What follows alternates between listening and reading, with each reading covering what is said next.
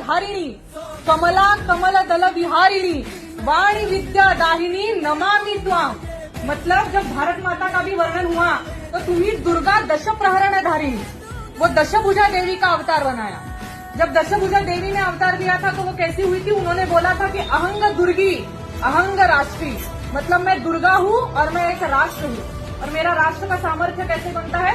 जब मैं हर किसी से कुछ ना कुछ लेती हूँ तो मैं एक राष्ट्र बनती हूँ। जैसे मैंने विष्णु से उसका शंख लिया है, ब्रह्मा से वेद लिए हैं, शंकर से उसकी शक्ति ली है, वैसे एक राष्ट्र का है।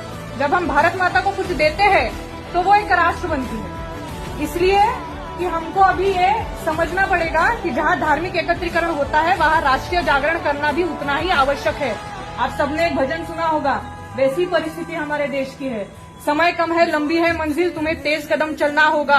हे परम तपस्या के पति, तुम्हें नूतन पथ रचना होगा। तो नूतन पथ रच के ही हमको चारित्र निर्माण से राष्ट्र निर्माण तक कहीं ना कहीं जाना है। इसलिए मैं ये वीर रस की अटल जी की एक कविता बोलती हूँ, जिसमें अटल जी ने वर्णन किया है भारत माता का। तो वो कहते हैं कि भारत कोई भूमि का टुकड़ा नहीं, एक जीता जागता राष्ट्र पुरुष है।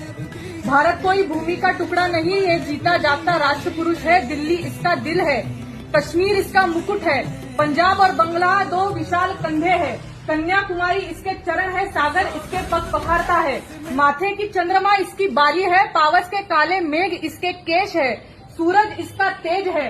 ये वंदन की धरती है, अभिनंदन की धरती है, ये अर्पण की भूमि है, ये तर्पण की भूमि है।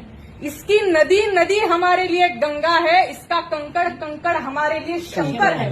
हम जिएंगे तो इस भारत के लिए और मरेंगे तो इस भारत के लिए, और मरने के बाद भी गंगा जल में बहती हुई हमारी अस्थियों को कोई कान लगाकर सुनेगा तो एक ही आवाज आएगी, भारत माता की जय। भारत माता की जय।